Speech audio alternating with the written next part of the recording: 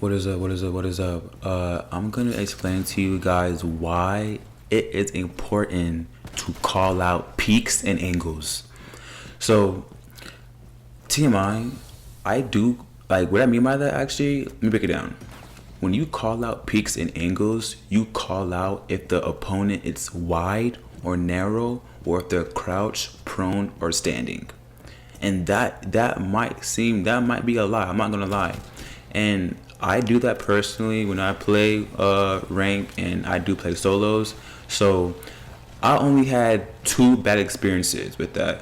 When I've called out positioning and like body posture, one time I got yelled at for doing that because it was complicated, and then the second time I got kicked from my stack because I had L callouts. So, anyways, yes. So let's start off on narrow and wide. When you're calling out someone who's narrow and wide, and let me just say this, the angle is important. When someone's narrow, they're closer to something. They're closer they're closer to a entry point at that, at anything at most. And not only an entry point, but they're closer to something that where their back is kind of against the wall and their back is on the side. Versus when someone's wide, they're wide swinging versus they're they're having a leverage basically. So just to put that in quotations, now let me put that in quotations, and I'm thinking like as I'm speaking, I'm thinking about it how I'm gonna put it in words so people understand it. So that's that, right? And now you have, when you actually call it out, you have a leverage, but also you have a chance to react.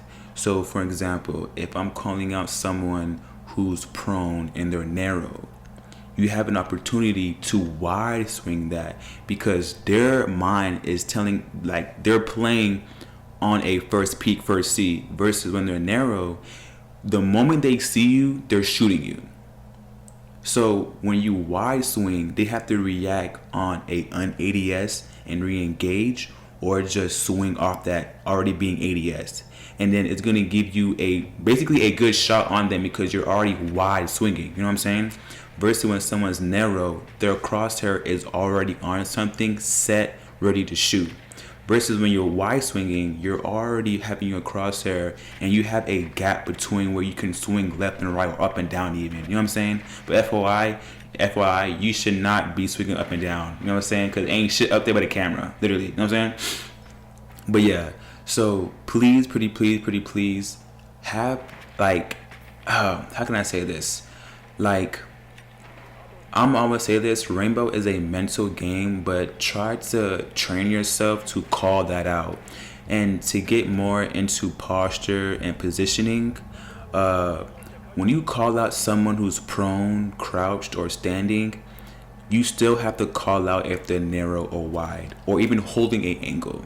So, for example, for me, when most cases, when it's like crunch time and the enemy opponent, it's super good, I'm telling you everything he's doing. Crouch, holding the angle, peeking, crouch, standing still. He's up, prone, getting up, narrow, wide. I'm calling it because this person is so good, and he, just to see it from a backseat gamer, because people hate when you do call outs or tell them how to play when you're dead. And I understand that.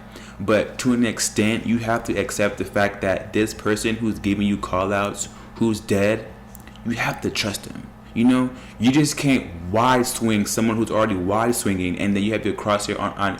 You can't wide swing someone while they're both wide swinging, and then you want to have a narrow crosshair.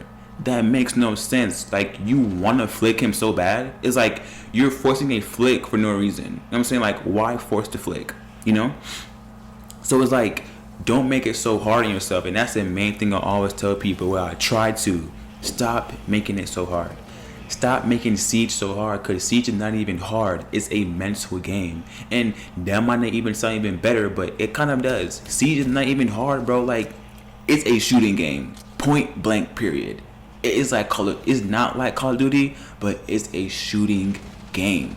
Of course we want kills. Of course we want nade kills. Of course we want all these cool tricks and whatever whatnot. But like, bro, like, stop making it so hard. But the moment for times when you need to actually use your brain, no one wants to because it's complicated.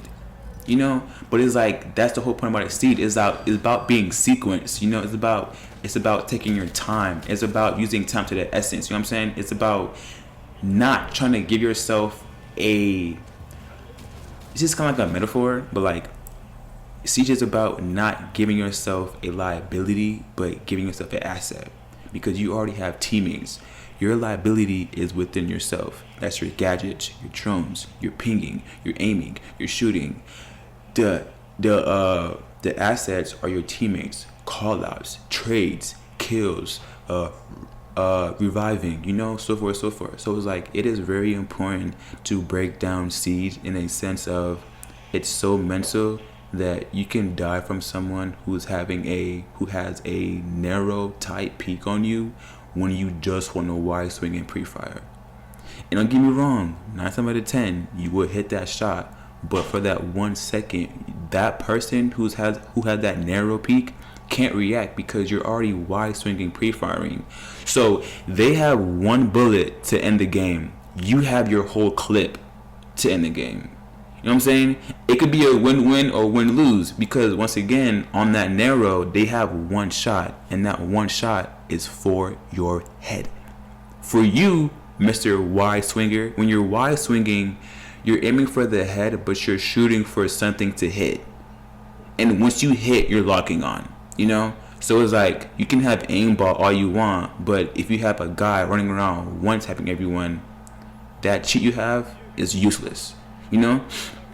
So it's very important to call out like narrows, wide, you know, positioning, and posture, because it, honestly for me, it makes it comfortable. Because let's not lie, if you're calling to me that someone is wide swinging me, of course I'm holding a narrow peak. But now if they're wide swinging on an angle where that they can see me before I see them, I'm gonna back up and then take a narrow peak, because now it's like I'm luring them into a dead end because they can't see, like they can see so much, you know, and it makes perfect sense because when you have to peek something, it's not really your weapon, like your barrel, that sees it first. It's your scope, and we all know Rainbow is a scope game. If your scope sees it, you're hitting it. That is it. So when you try to put yourself in a position where you want to be better in Siege, callouts. So if anyone, I mean anyone, wants to get better in Siege, it's callouts. That is it. Why? Because you know where to shoot. That's simple. You don't have to be Bolo, Uzi, Spoy, to kill. Yes, to kill is the best player, bro. I don't care what nobody say. He is the GOAT. Like, he's good. Kawa, like, bro, them boys are good. And I watch him. What's his name? FPS reaction, something like that. Bro, they're good. So it's like just having call outs makes you a good player. But now when it comes to action, you still have to be good, but at least hit your shots. And I feel like for new players, people who are not new and they have new players on their team and they tell them bad aim, they are correct, bad aim, but at least hit your shots. Call out angles, positioning, what up, you know what I'm saying? Like, call it out. Always GG's.